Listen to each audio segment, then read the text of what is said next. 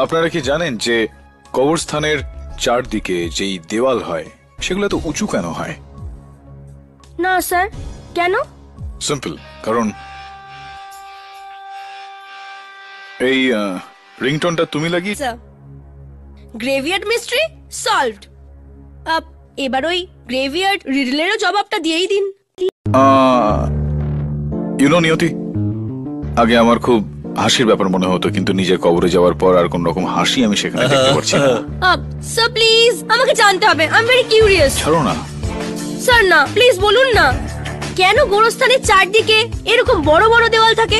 Y? ওকে, তুমি যখন জোর করছো, কবরস্থানের চারিদিকে উঁচু উঁচু দেওয়াল থাকে কারণ মানুষকে ওখানে ঢুকতে হলে মরতে হয়। দেখো, আমি বলেছিলাম যে এটার মজার বিষয় নয়। Am I right or am I right?